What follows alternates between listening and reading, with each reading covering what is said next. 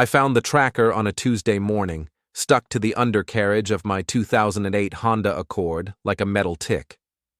My son Brandon had come by the day before, all smiles and concern, telling me he wanted to make sure the old girl was still running safe. He'd crawled under there with a flashlight, spent maybe 10 minutes poking around, then emerged with grease on his hands and reassurance in his voice. I'd thanked him, even offered him a beer. We'd sat on the back porch for 20 minutes talking about nothing in particular, the weather, the neighbors, his job at the marketing firm downtown. The whole time, something in his eyes didn't quite match the words coming out of his mouth. I've known Brandon for 32 years. I changed his diapers. I know when he's lying. So the next morning, I got down on the cold concrete of my garage floor with my own flashlight and started looking. Found it within 2 minutes.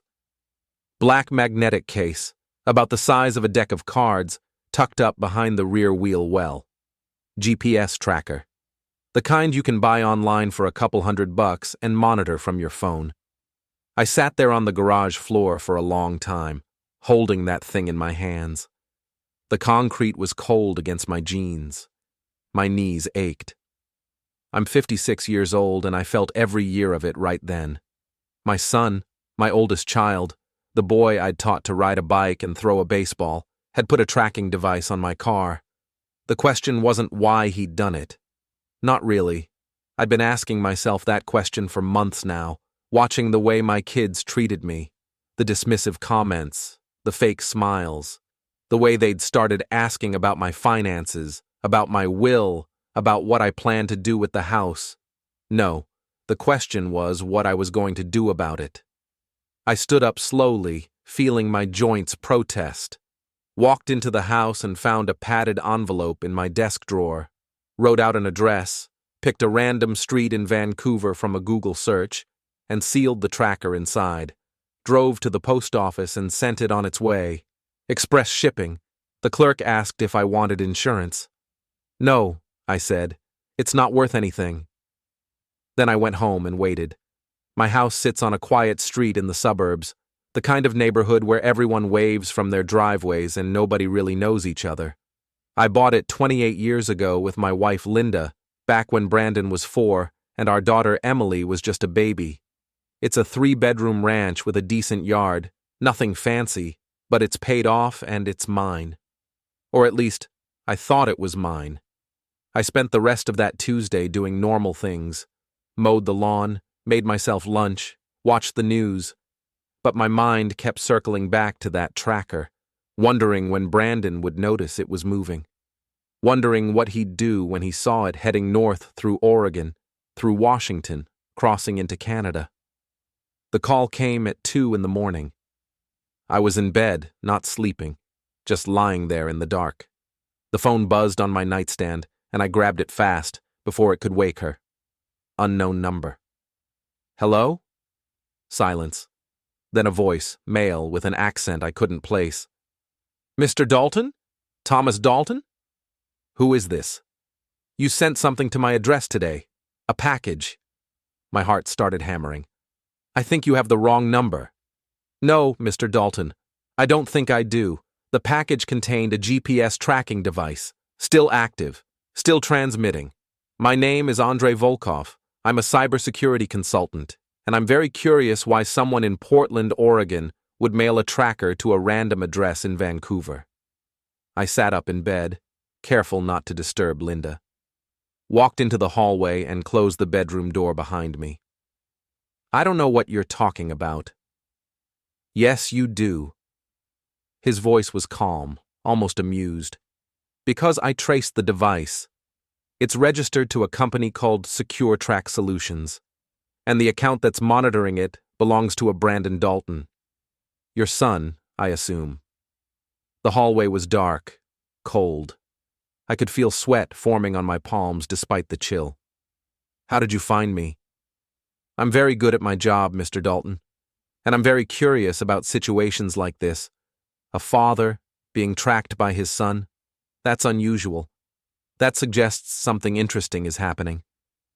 Why did you call me? Because I looked into your son, and your daughter, and their spouses, And I found some things that I think you'd want to know. He paused. How much do you know about what your children are planning? My mouth was dry. Planning. Yes. Planning. Another pause.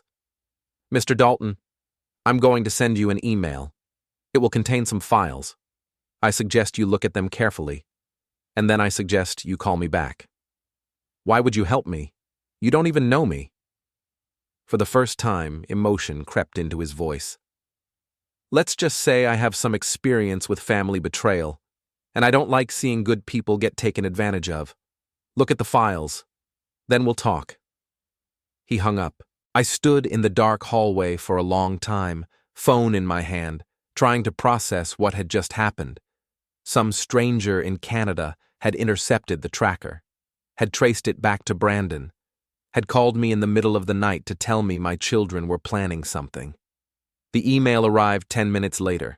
I went into my home office, the small room at the back of the house that I use for paying bills and pretending to work on my consulting projects. Opened my laptop. The email was there, sent from a Proton Mail address with no subject line, just an attachment, a compressed file folder. I downloaded it, opened it.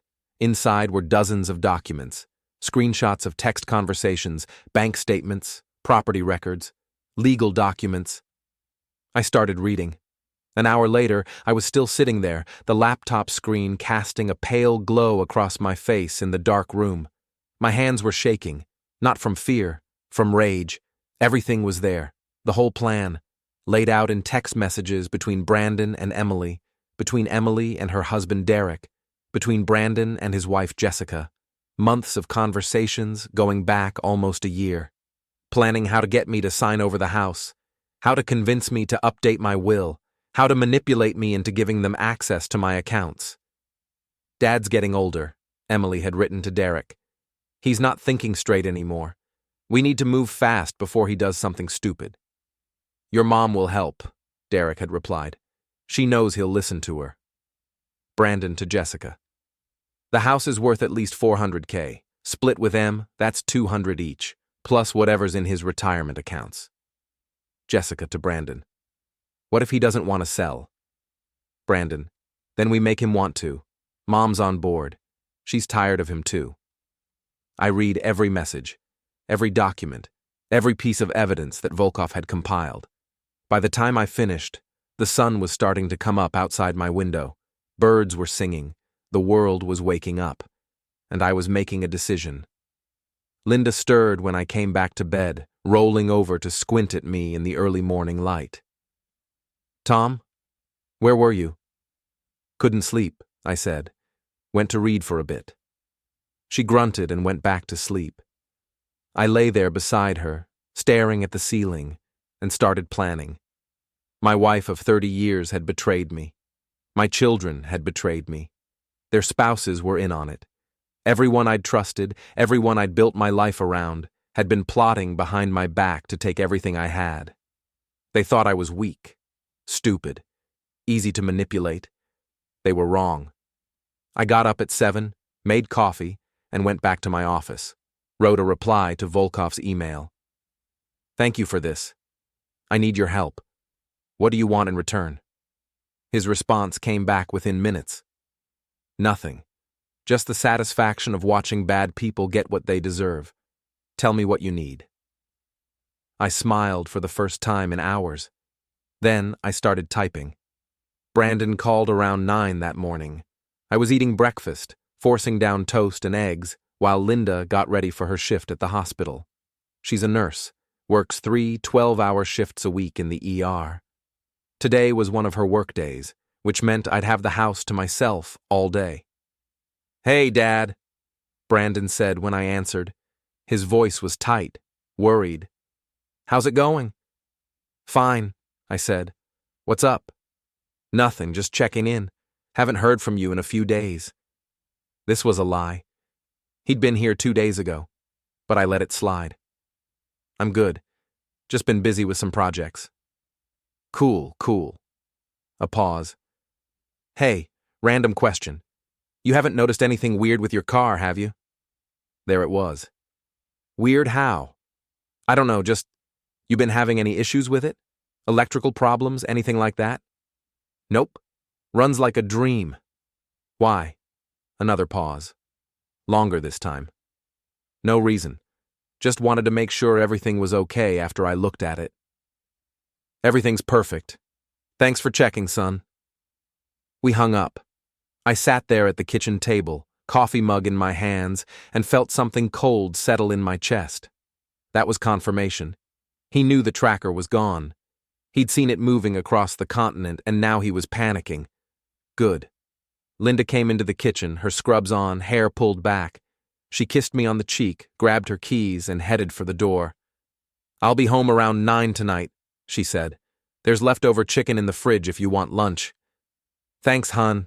Have a good shift. She left. The house fell silent. I went back to my office and opened my laptop. Volkov had sent another email overnight, this one with detailed dossiers on each member of my family. Brandon's financial situation. Turns out he was drowning in debt. Emily's marriage. Not as perfect as she pretended. Lots of fights about money. Derek's business, failing badly on the verge of bankruptcy. Jessica's shopping addiction. Credit cards maxed out. Collections agencies calling. They needed my money. All of them. They were desperate.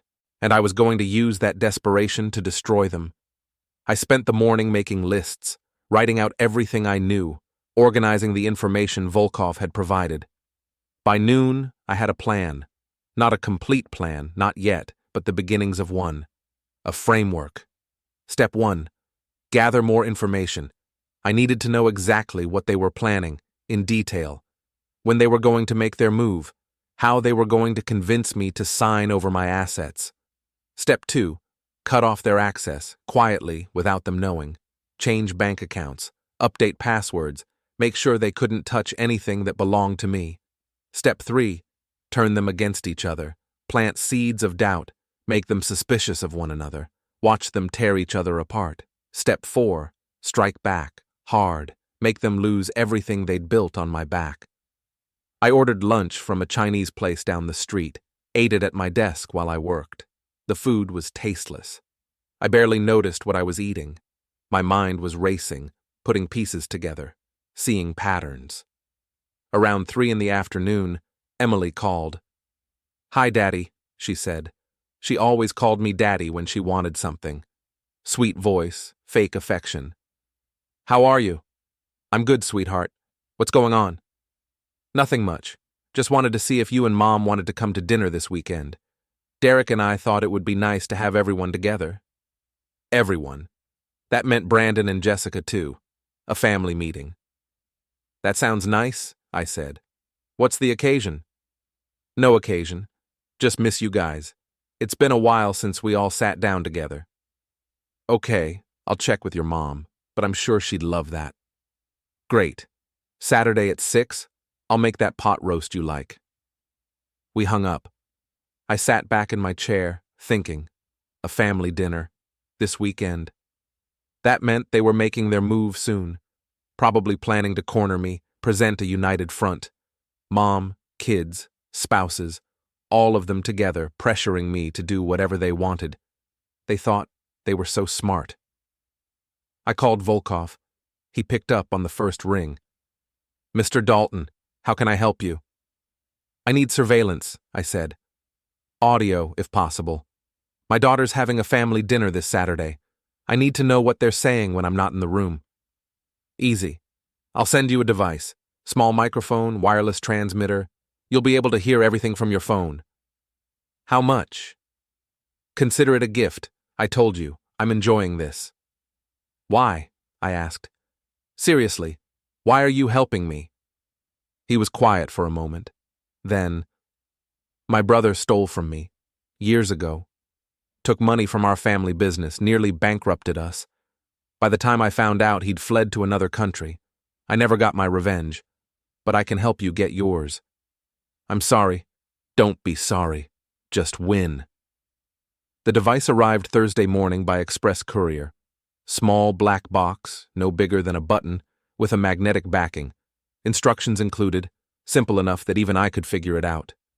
I tested it that afternoon, hiding it behind a picture frame in my living room and walking into another room with my phone.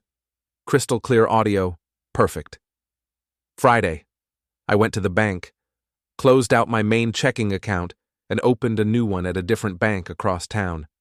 Transferred all my savings, called my investment advisor and updated all my passwords, added two-factor authentication, changed my email passwords, my social media passwords, everything.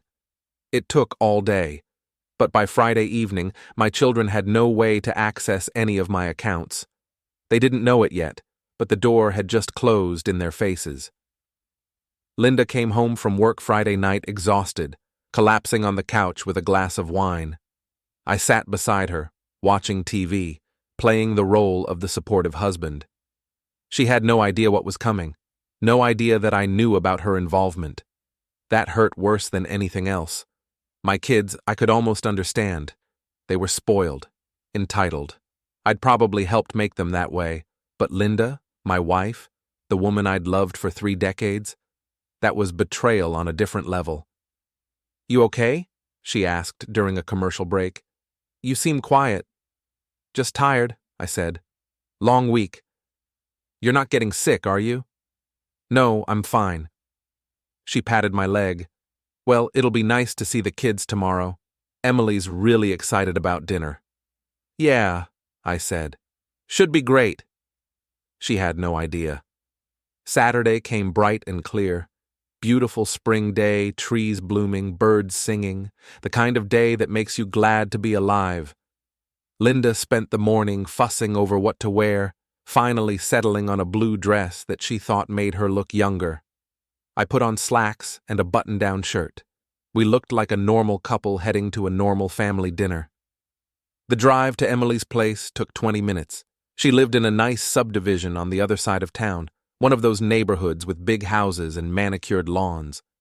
Derek was a real estate agent, or at least he had been before his business started failing. Now he was barely hanging on, according to Volkov's research. But they still lived in a house they couldn't afford, driving cars they couldn't afford, maintaining a lifestyle built on credit card debt and desperation. Brandon's SUV was already parked in the driveway when we arrived. I felt my jaw tighten as I pulled in behind it.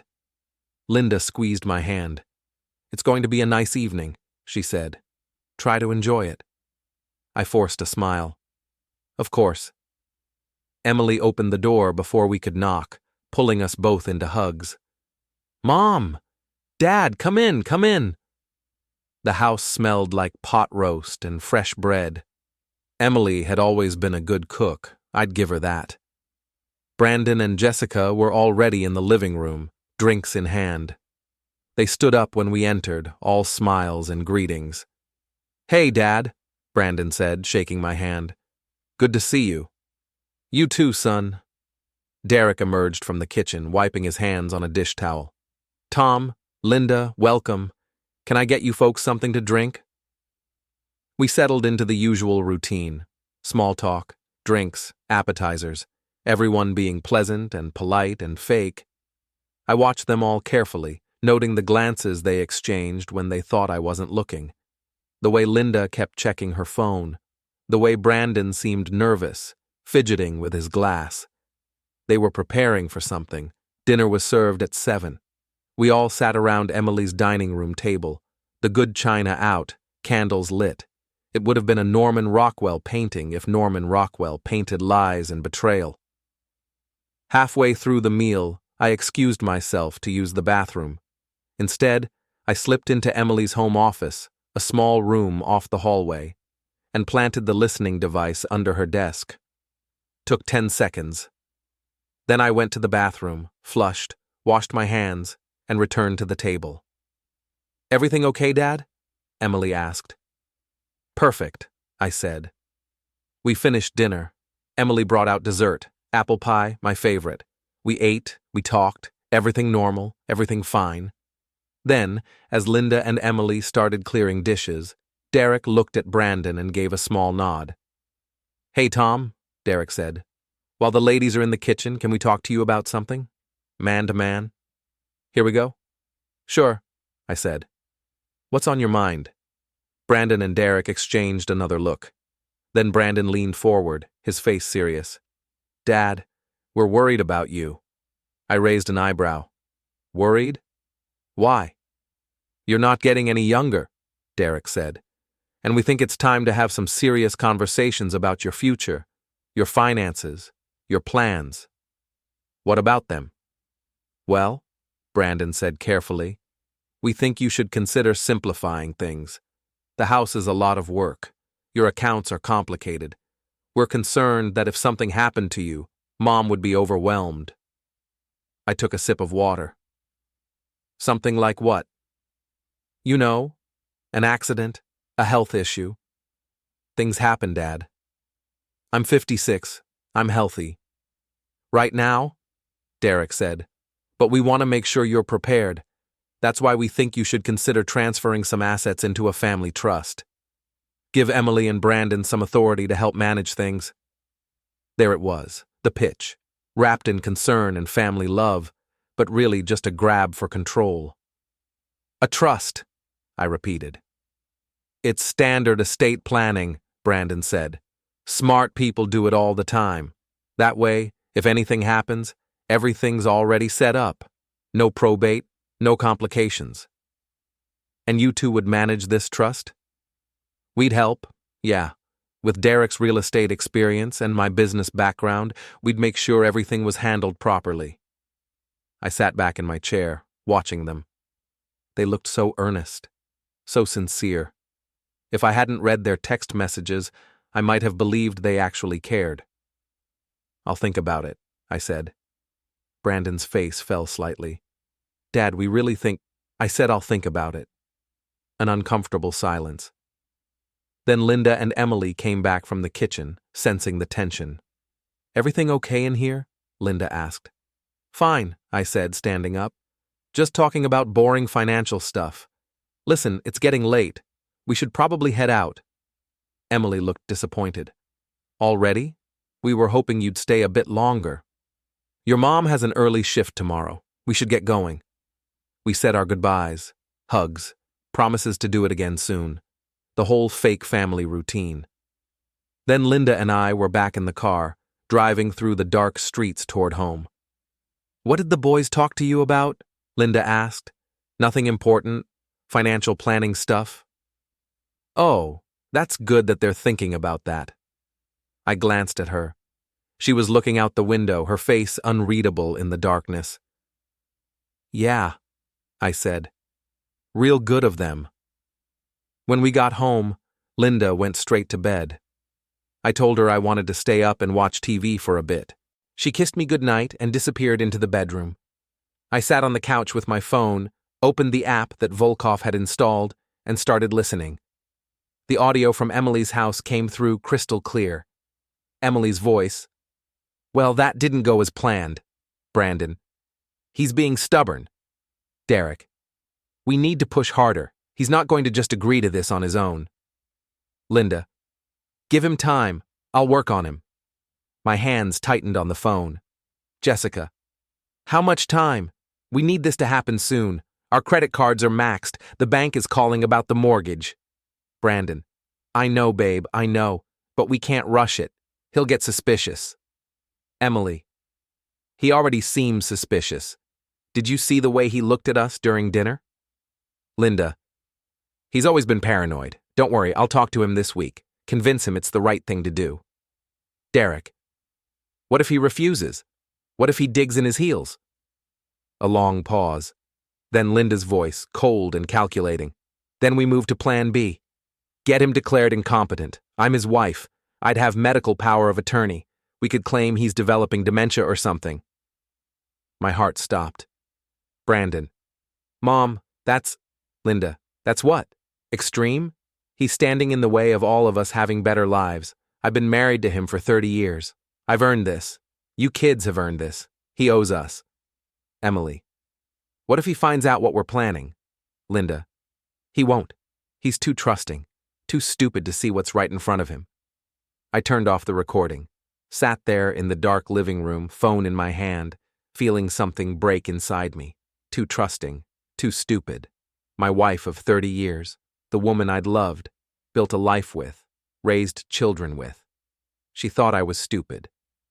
I stood up slowly, walked to my office, and called Volkov. "I'm ready," I said when he answered. "Whatever it takes. I want them to lose everything." "Good," he said. "Let's get to work." Before we go any further, hit the hype button, take a second to subscribe and like the video. It really helps the channel grow. And tell us in the comments, what would you do in this situation? Sunday morning, I woke up before Linda and lay in bed staring at the ceiling. She was asleep beside me, breathing softly, her face peaceful in the early morning light. She looked innocent, harmless, like the woman I'd married all those years ago, young and hopeful and full of dreams. But I'd heard her voice on that recording, cold, calculating, calling me stupid. My phone buzzed on the nightstand. Text from Volkov. "I've compiled a full financial profile on all of them. Check your email." I slipped out of bed quietly, grabbed my phone, and went to my office. The house was silent, except for the hum of the refrigerator in the kitchen. Outside, the neighborhood was still sleeping. It was barely 6 in the morning. Volkov's email contained enough information to fill a small book: bank statements, credit reports, loan documents, tax returns. He'd dug into every aspect of my children's financial lives, and what I saw made my jaw clench. Brandon was in worse shape than I'd thought.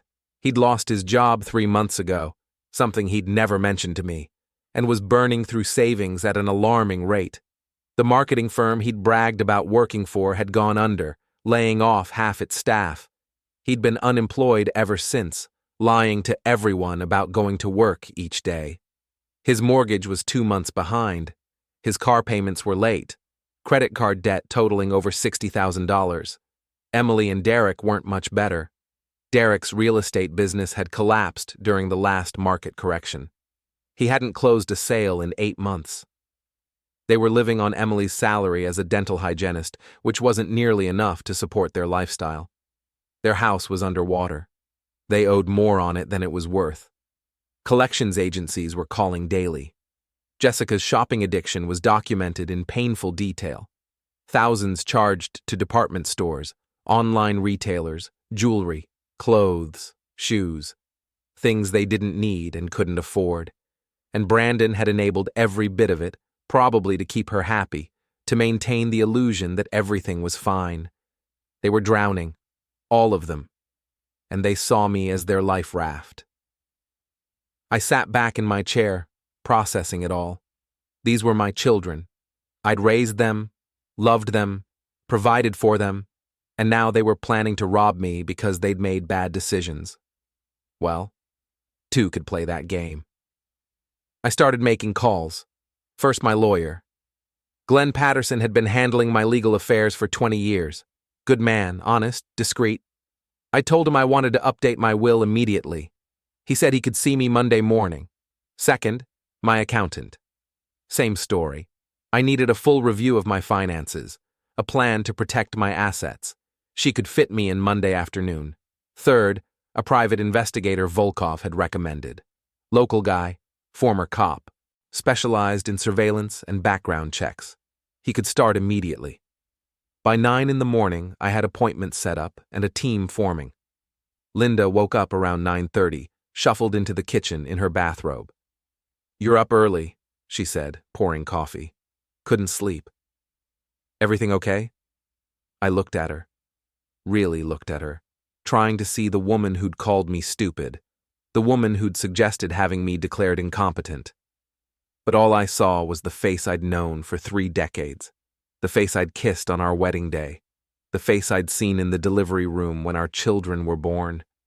People are good at hiding who they really are. "Everything's fine," I said. "Just have some things on my mind." She nodded, sipping her coffee.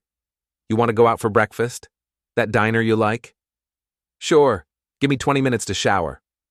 We went to the diner, sat in a booth, ordered the usual, eggs and bacon for me, pancakes for her. We talked about nothing. The weather, the news, a movie she wanted to see, everything normal, everything a lie. I watched her across the table and wondered when it had started. When had she stopped loving me? When had she started seeing me as an obstacle instead of a partner? Had it been years? Or was it recent, brought on by financial pressure from the kids? Did it matter? Tom, you're staring at me, Linda said. Sorry, just thinking. About what? How lucky I am. She smiled, reached across the table and squeezed my hand. We're both lucky. Yeah, sure. Monday morning I met with Glenn Patterson at his downtown office. High-rise building, fancy conference room with a view of the river. Glenn was in his 60s, gray-haired, sharp-eyed. He'd seen it all in his career. Nothing surprised him anymore. So, Tom, he said, pouring us both coffee. You want to change your will. What kind of changes are we talking about? Complete overhaul. I want to remove my children as beneficiaries. His eyebrows went up. That's significant. May I ask why? I pulled out my phone and showed him some of the text messages Volkov had provided. Not all of them. Just enough. Glenn read in silence, his expression darkening. I see, he said finally. This is unfortunate. That's one word for it. Are you sure about this? These are your children. I'm sure. He nodded slowly. Okay. We can draft a new will. Cut them out entirely. But you need to understand, they can challenge it. Claim undue influence, mental incompetence, all sorts of things. Let them try. I have evidence of their plans, including my wife's involvement. Glenn leaned back in his chair. Your wife. You're removing her too? Eventually. Right now, I need to be strategic. I can't let her know I'm onto her. This is a delicate situation, Tom. I know. That's why I need your help. We spent 2 hours going over options, trust structures, beneficiary designations, asset protection strategies. By the end of the meeting, I had a plan. A new will that would leave everything to charity, various organizations I'd researched over the weekend, medical research, homeless shelters, animal rescues, good causes that would actually use the money to help people instead of wasting it on designer clothes and underwater mortgages. Glenn said he'd have the documents ready to sign by the end of the week. My accountant, Maria Santos, was equally helpful that afternoon. I laid out the situation, not all the details, but enough. Explained that I needed to protect my assets from potential creditors and family members who might try to make claims. Standard asset protection, she said. We can set up an LLC to hold your real estate. Move your investments into accounts that are harder to access. Create some legal distance between you and your property. How long will that take? A few weeks to do it properly, but we can start immediately. Do it. By Monday evening, I had wheels in motion, legal protection, financial restructuring, a team of professionals working to build walls around everything I owned, and my family had no idea. Tuesday, Brandon called. Hey, Dad, just checking in. How are you feeling after the weekend? Good, I said. Why? No reason. Just wanted to make sure you were okay. You seemed a little off at Emily's. I was fine. Okay. Good. A pause. Have you thought any more about what we talked about? The trust thing? Still thinking about it. Right. Well, don't think too long. These things are important to set up sooner rather than later. I appreciate your concern, son. Another pause. I could almost hear him grinding his teeth. Okay, well, call me if you need anything. I will. We hung up. I smiled. He was getting nervous, pushing harder. That meant their financial situation was getting worse. The pressure was building. Good. Let them squirm. Wednesday, Linda tried a different approach. We were having dinner, takeout Chinese, eating at the kitchen table, when she brought it up. I was talking to Emily today, she said casually. She mentioned that Brandon and Derek had some ideas about estate planning. Yeah, they mentioned something. What did you think? I shrugged. Seems premature. I'm not that old. You're not old at all, honey. But it is smart to have these things in place, just in case. In case of what? You know, accidents, Health problems. Life is unpredictable. I took a bite of fried rice, chewed slowly. Are you worried about something? No, of course not. I just think the kids have a point. It would give us all peace of mind. I'll consider it. Her smile tightened. Tom, this is important. I said I'll consider it. You're being stubborn. I looked at her. Maybe, but it's my money, my property. I'll decide what to do with it. She opened her mouth to argue, then closed it, forced a smile. Of course. You're right. Your decision. But her eyes were cold. That night, I listened to another recording from Emily's house. Apparently, they were meeting there regularly now. Planning sessions, strategy meetings. My entire family gathered around my daughter's dining room table, discussing how to rob me. Linda's voice. He's resisting. I pushed today and he shut down. Brandon. We're running out of time. The bank is threatening foreclosure. Derek. We need to force his hand. Make him see he doesn't have a choice. Emily. How? A long silence.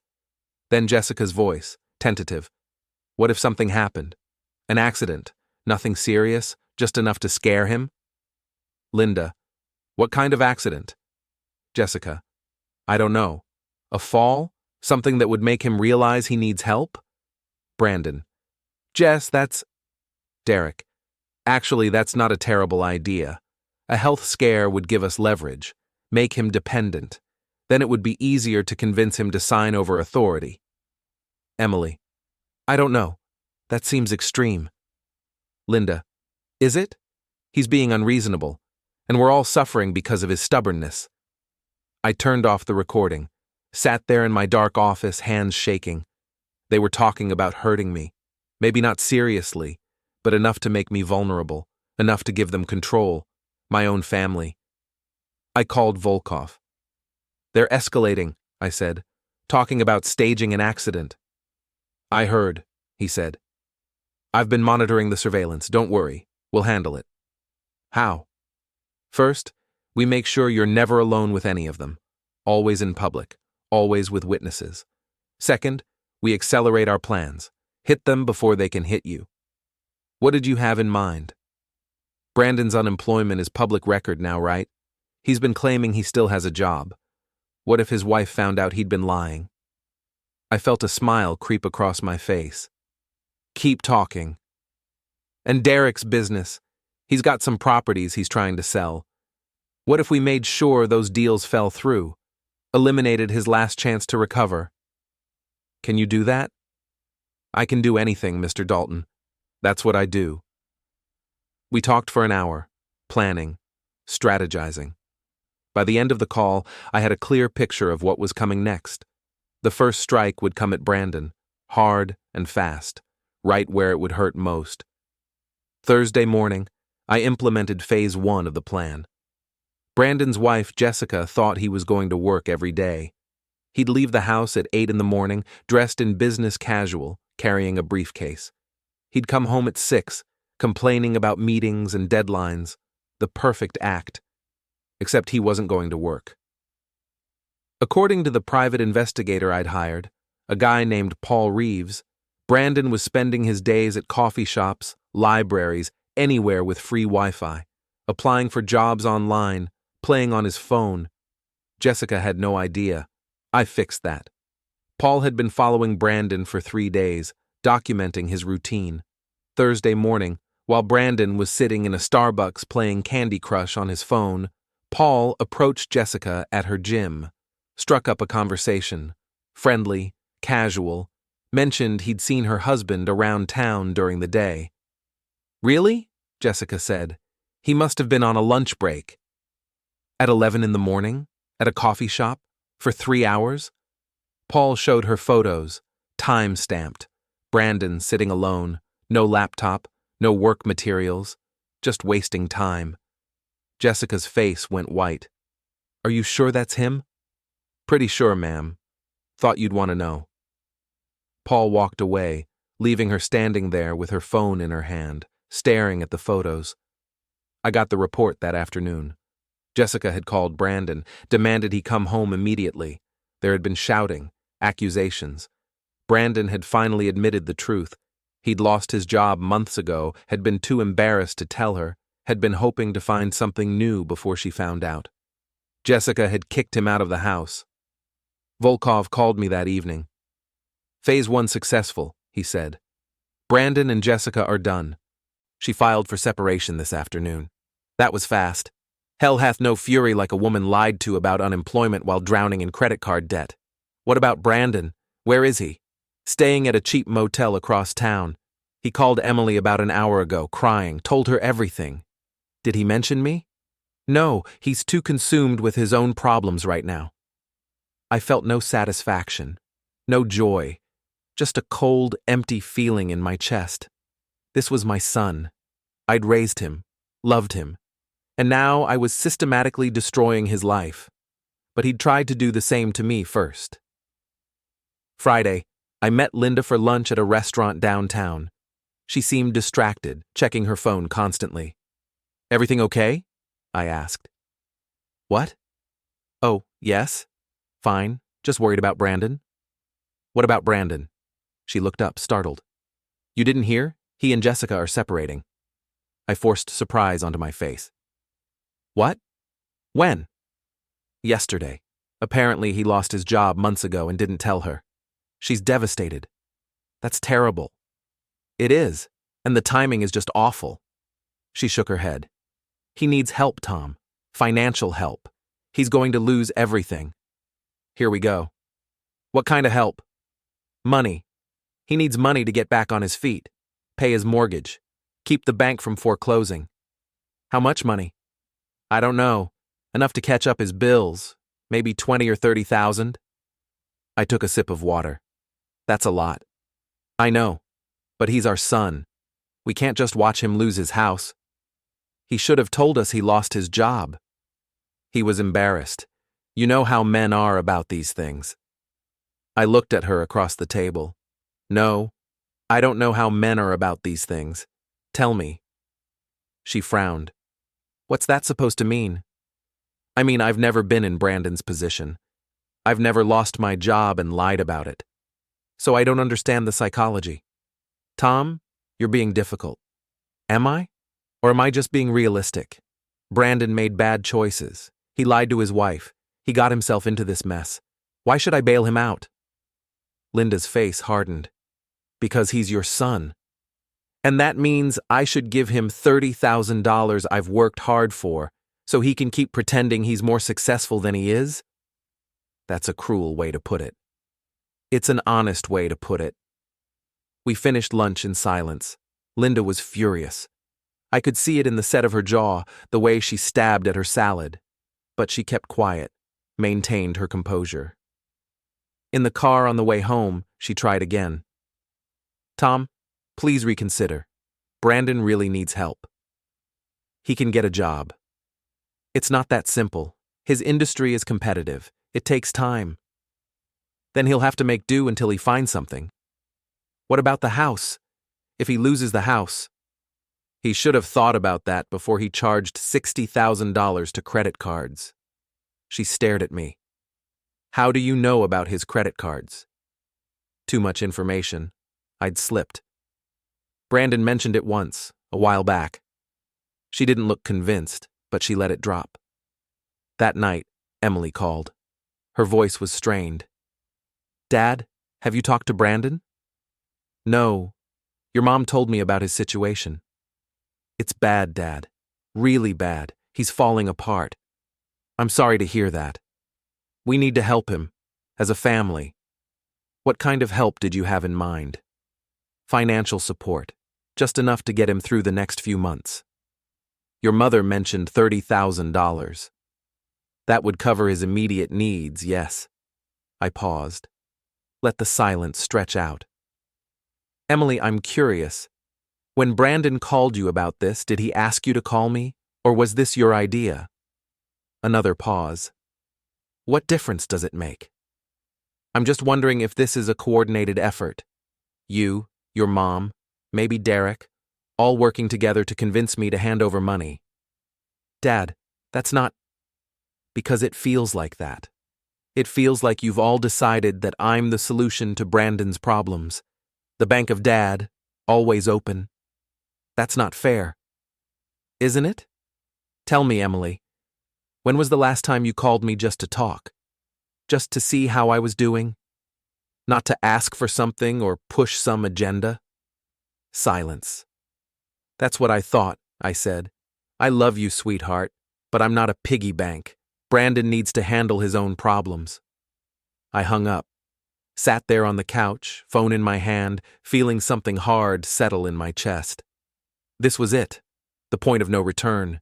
They'd shown their hand, revealed their strategy, and now they knew I wasn't going to play along. Things were about to get ugly. Saturday morning, Brandon showed up at my house unannounced. I was in the garage working on organizing some tools when his SUV pulled into the driveway. He got out, looking terrible, unshaven, dark circles under his eyes, clothes rumpled. "Dad," he said, "we need to talk." "About what?" "You know what. My situation. I need help." "I heard. I'm sorry about your marriage." "Forget the marriage. I need money. 30,000, just a loan. I'll pay you back." "When?" "When you find a job." "How long will that take?" "I don't know, but I'll pay you back, I swear." I put down the wrench I'd been holding. "Brandon, have you considered that maybe this is a wake-up call? That maybe you need to change your lifestyle instead of just throwing more money at it?" His face flushed. "Change my lifestyle? Dad, I'm about to lose my house. Then sell it. Get something smaller, something you can afford." "I can't just sell it. The market is terrible. I owe more than it's worth." "That's unfortunate, but it's not my problem." He stared at me like I'd slapped him. "Not your problem?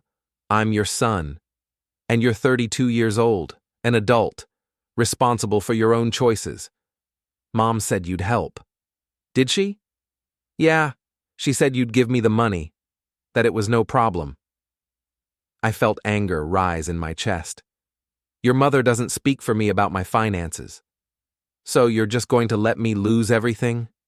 "You already lost everything, Brandon. You lost your job, your marriage, your self-respect. What I give you or don't give you isn't going to change that." His hands clenched into fists. "You're a selfish bastard, you know that?" "Maybe, but I worked for every dollar I have. You want money? Get a job, any job. Stop being proud and start being practical.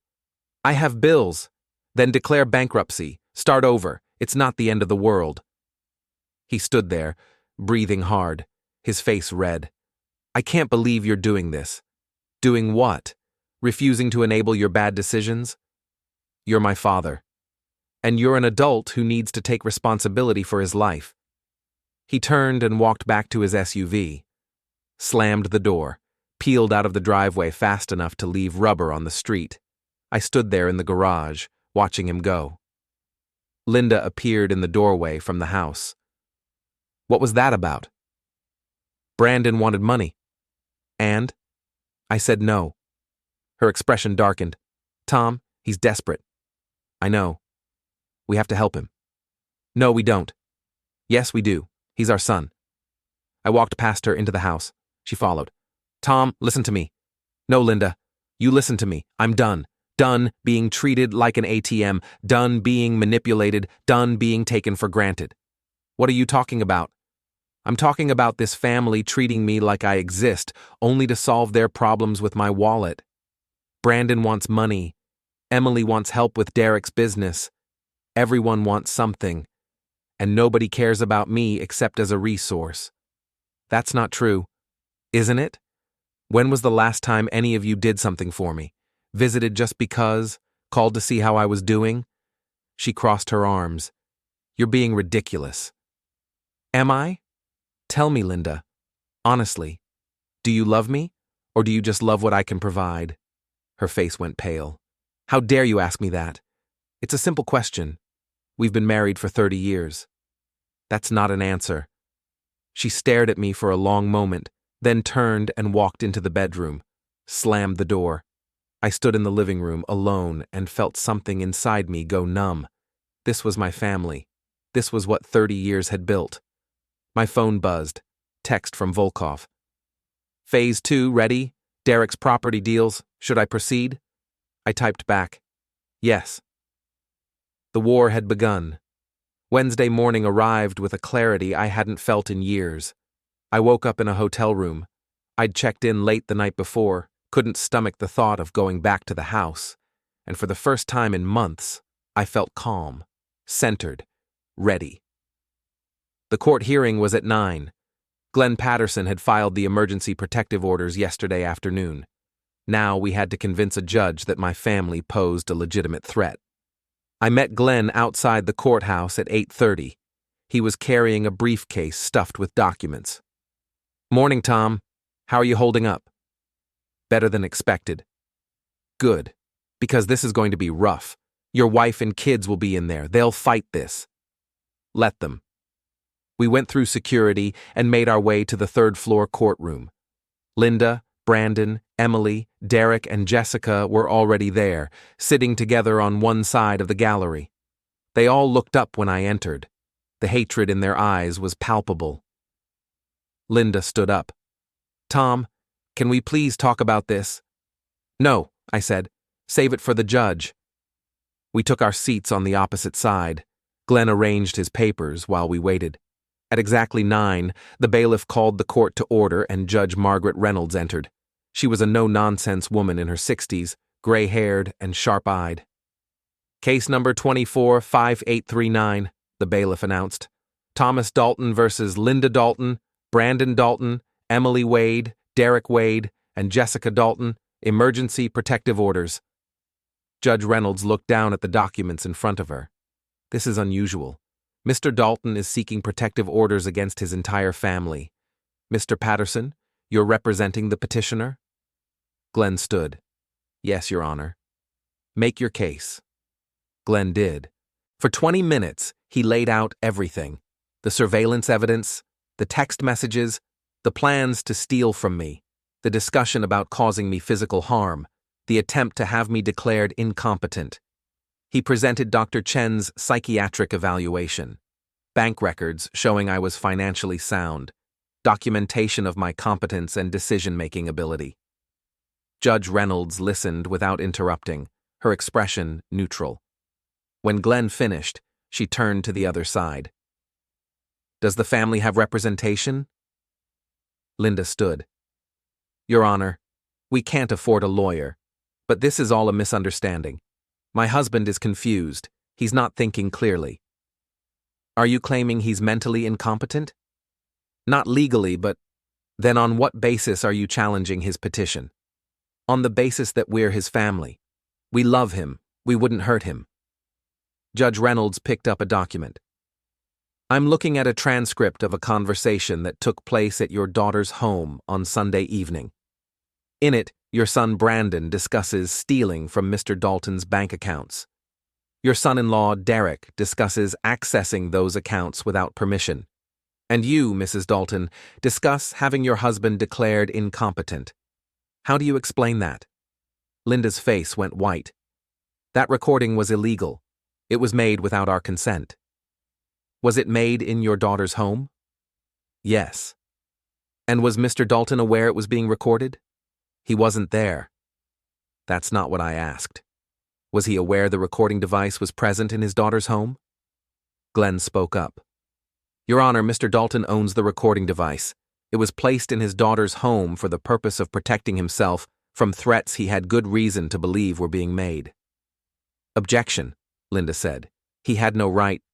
Mrs. Dalton, you're not a lawyer. You don't get to object. Judge Reynolds looked at Glenn. Continue. Your Honor, Mr. Dalton had received credible information that his family was planning to exploit him financially. He took reasonable steps to verify those concerns. The recordings confirm that his fears were justified. Judge Reynolds turned back to Linda. Mrs. Dalton, did you or did you not contact an attorney to inquire about having your husband declared mentally incompetent? Linda hesitated. I made a call. But it was just to get information. For what purpose? To understand our options if Tom became unable to manage his affairs. Is your husband unable to manage his affairs? No, but is he experiencing cognitive decline? No, but he's being unreasonable. Being unreasonable is not grounds for a competency proceeding, Mrs. Dalton. Being mentally unable to understand the nature and consequences of one's decisions is. Do you have any evidence that your husband meets that standard? Silence. I thought not. Judge Reynolds looked at Brandon. Mr. Brandon Dalton, did you suggest stealing money from your father's bank accounts? Brandon stood slowly. Your Honor, I was frustrated, desperate. I didn't mean. That's a yes or no question. Yes, but I never actually did it. Because you didn't have the opportunity? Or because you reconsidered? Brandon said nothing. Judge Reynolds looked at Emily. Mrs. Wade, were you present during these conversations? Emily stood. Yes, Your Honor. Did you object to the plans being discussed? I didn't think they were serious. But you didn't object? No. Judge Reynolds leaned back in her chair. Here's what I see. I see a family that has fallen on hard financial times. I see adult children who feel entitled to their father's resources. I see a wife who appears to have sided with the children against her husband. And I see a man who has reasonable grounds to fear he's being exploited and potentially threatened. She picked up her gavel. I'm granting the emergency protective orders. Mrs. Dalton, you and your children are to have no contact with Thomas Dalton for a period of 30 days. No phone calls, no texts, no emails, no showing up at his home or place of business. Violation will result in arrest. Is that understood? Linda's voice was barely a whisper. Yes, Your Honor. Mr. Brandon Dalton, Mrs. Wade, Mr. Wade, Mrs. Jessica Dalton, same applies to all of you. Stay away from Thomas Dalton. We'll revisit this in 30 days. Until then, you leave him alone. The gavel came down. It was over. I walked out of the courthouse with Glenn, feeling the weight of years lifting off my shoulders. That went well, Glenn said. Better than expected. What now? Now I finish what I started. We shook hands and parted ways. I got in my car and drove back to my hotel. Checked out. Loaded my suitcase into the trunk. Then I drove to my house. Linda's car was gone. The house was empty. I walked through the rooms, feeling like a stranger in my own home. Everything looked the same, but everything felt different. I packed more clothes, gathered important documents, left all the family photos, didn't want them anymore. In my office, I pulled up my computer and sent an email to Volkov. Phase 3. Let's accelerate everything. His response came back within minutes. Already in motion. Brandon's mortgage company filed foreclosure papers this morning. Emily and Derek's bank did the same an hour ago. Within 2 weeks, they'll both be evicted. I felt no satisfaction, just a cold sense of completion. My phone rang. Unknown number. I answered. Mr. Dalton, this is Detective Mark Sullivan with the Portland Police Department. I need to speak with you about a report we received. My stomach tightened. What kind of report? Your wife filed a complaint this morning. Claims you've been harassing and threatening your family. Says you've stolen money from joint accounts and are attempting to isolate them financially. That's not true. I'd like to hear your side. Can you come down to the station? I have a lawyer, Glenn Patterson. He was just with me in court this morning. Judge Reynolds granted protective orders against my family based on evidence that they were planning to exploit me financially. I'm aware of the court proceedings, sir, but I still need to talk to you. Fine. I'll call my lawyer and we'll come in. Thank you. This afternoon if possible. I called Glenn. He sighed heavily. I was afraid of this. They're trying to paint you as the aggressor. Classic manipulation tactic. Can they actually file charges? Not based on what I saw in court today. But they can make noise. Make your life difficult. We need to get ahead of this. We met Detective Sullivan at the police station at 3 that afternoon. He was a large man in his 40s, tired-looking, skeptical. He led us to an interview room and sat down across from us. "Mr. Dalton, your wife claims you've removed money from joint accounts without her knowledge. Is that true?" "I moved money from joint accounts to individual accounts in my name, all legal." "Without telling her?" "Without discussing it with her first, yes, because I had evidence that she and my children were planning to steal from those accounts." "That's a serious accusation." Glenn pulled out his phone. "Detective, I have recordings of conversations in which Mr. Dalton's son explicitly discusses accessing his father's accounts without permission. Would you like to hear them?" Detective Sullivan listened to 3 minutes of audio. His expression darkened. "This was recorded when?" "Sunday evening." "And you filed protective orders based on this evidence?" "Among other things. We also have evidence of discussions about having Mr. Dalton declared incompetent, about causing him physical harm, and about general conspiracy to exploit him financially." Detective Sullivan sat back. "So Mrs. Dalton's complaint is retaliatory." "That would be my assessment," Glenn said. "Still, I need to do my due diligence. Mr. Dalton, are you willing to let me review your financial records? Prove that you didn't steal from your wife?" "Everything I moved was from accounts where I'm the primary holder. Linda was authorized but not an owner. I have documentation." "I'd like to see it."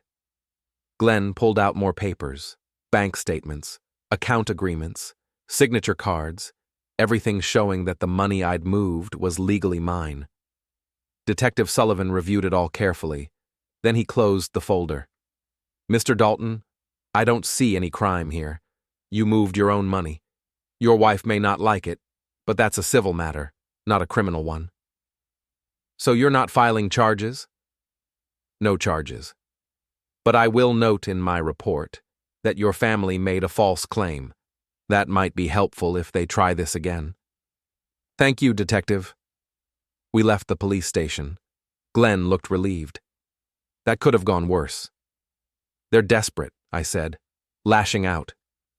"It's going to get worse before it gets better, Tom. Desperate people do desperate things."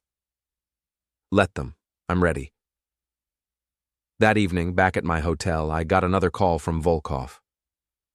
"Derek Wade filed for bankruptcy today. Chapter 7, total liquidation." That was fast. He didn't have a choice. His business debts exceeded his assets by a factor of 10. The only way out was bankruptcy. "What about Emily?" "She's looking for a second job, trying to keep the house, but without Derek's income, she can't afford the mortgage. They'll lose it within 60 days. "And Brandon? Foreclosure sale is scheduled for next month. He's been living in that motel, applying for jobs. No luck yet. "Jessica? Filed for divorce, officially. She wants nothing to do with him." I sat there in my hotel room, looking out at the city lights, and tried to feel something. Anything. Regret, guilt, sorrow, nothing. These were the people who'd raised me, who I'd raised, who I'd shared my life with, and I felt nothing. Maybe that made me a monster, or maybe it just made me someone who'd finally learned to protect himself. Thursday morning, I went back to my house. Linda's car was still gone. I'd checked with Glenn. She was staying with Emily. Good. That meant I could work without interruption. I spent the day changing locks, all the exterior doors, the garage, every point of entry, new deadbolts, new keys.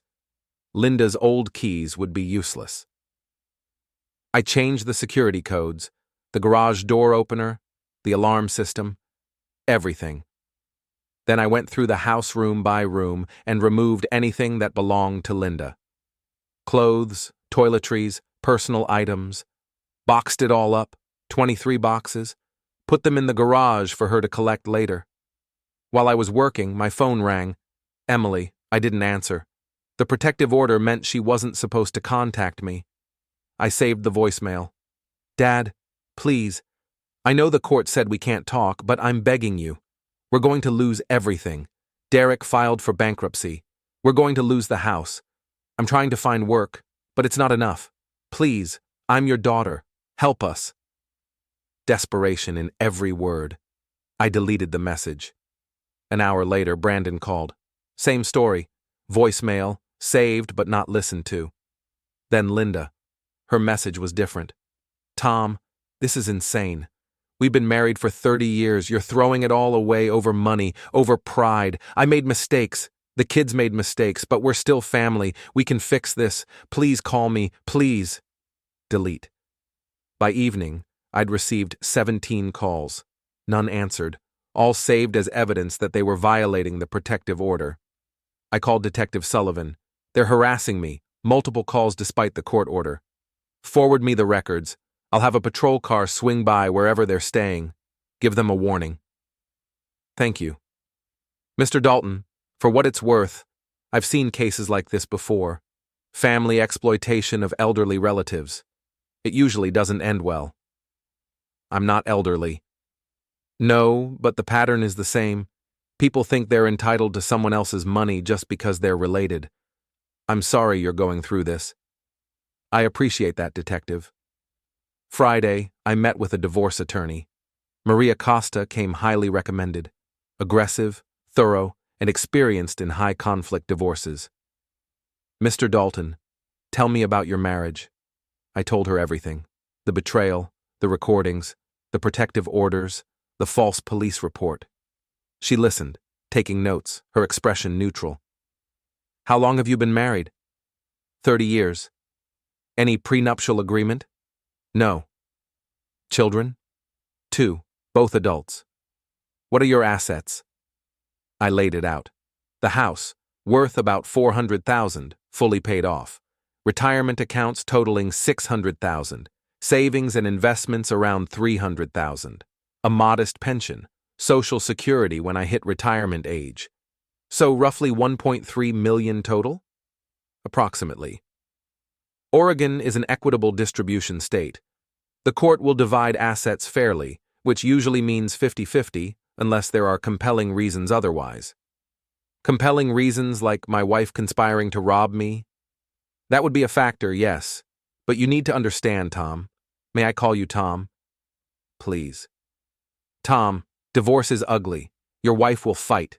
She'll claim emotional distress, abandonment, financial abuse. She'll say you isolated her from the children. The judge will hear all of it. I have evidence. Evidence helps, but judges have seen everything. They're cynical. They might think you're both at fault, that you should have worked it out instead of letting it get this far. I tried. They wouldn't stop. I believe you, but the court might not see it that way. She leaned forward. Here's my advice. File now. File fast. Get your side on record first. Establish the narrative before she does. And be prepared for this to take years and cost you a fortune in legal fees. Years? High-conflict divorces rarely resolve quickly, especially when there's this much money and this much anger involved. I thought about it. 30 years of marriage, coming down to lawyers and judges and fighting over who gets what. File, I said, today, if possible. I'll start the paperwork now. I left her office feeling exhausted, emotionally drained, but still certain I was doing the right thing. That weekend, I barely left my hotel room, ordered food delivery, watched TV, tried not to think. Saturday afternoon, Volkov called. Brandon's been evicted from his motel, couldn't pay the bill. Where is he now? Staying with friends, couch surfing. He's falling apart, Tom. Good. Silence on the line. You okay? Volkov asked. Fine. Why? Because you sound cold, detached, like you don't care that you're destroying your son's life. He tried to destroy mine first. True, but still, you're his father. And he's 32 years old enough to face consequences. Fair enough. A pause. You know, I said I'd help you because of what my brother did to me, but I never told you the end of that story. I'm listening.